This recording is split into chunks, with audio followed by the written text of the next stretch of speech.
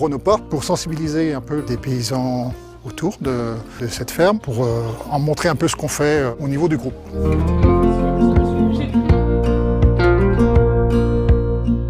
On fonctionne tous un petit peu avec un objectif en développant nos systèmes pâturants, de réduction de l'usage des phytos. Les critères de choix ont été de présenter un système simple et efficace pour en fait montrer que c'est un système à la portée de tous, quoi.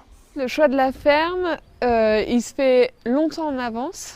Au cours d'une réunion animateur, on a sorti des noms de fermes potentielles qui pouvaient accueillir la porte ouverte.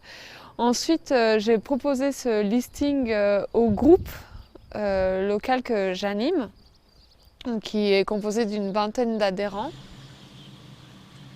On fait partie d'une commission porte ouverte, on est 3 ou 4 éleveurs là, avec notre animatrice Pauline pour organiser ça. On a choisi l'exploitation, on est venu faire un tour sur l'exploitation pour voir la faisabilité de la porte ouverte.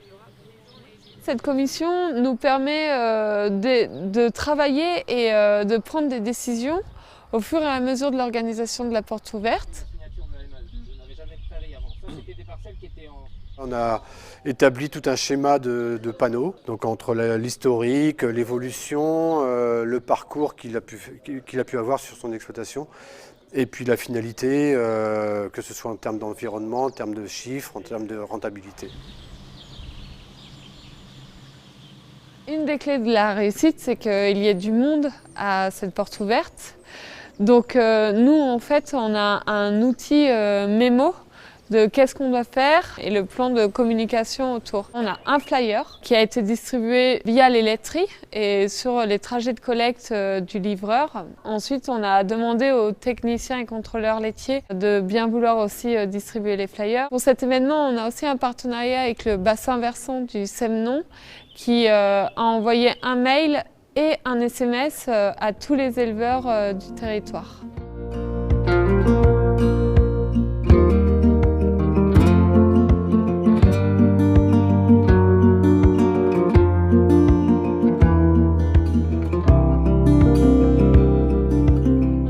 À Blanc ce matin avec les paysans et les paysannes du groupe. Cet après-midi, ils ont pu prendre toutes les visites en main. Ce tour, c'était aussi une façon de s'approprier les panneaux, ce qui est dit, les messages qu'on a envie aussi de faire passer.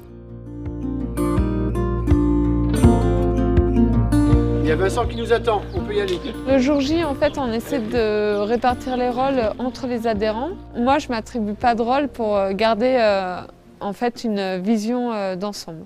Donc aujourd'hui, par exemple, il y avait quelqu'un responsable de l'aiguillage et une autre personne qui était responsable de la table d'accueil. Est-ce que le volume de lait s'est maintenu quand l'alimentation a diminué, le volume de lait produit? Depuis qu'il a signé la MAE? Oui. Eh ben là, les 2 dernières années, ça a légèrement augmenté et ça s'est maintenu autrement dans l'ensemble. Ouais.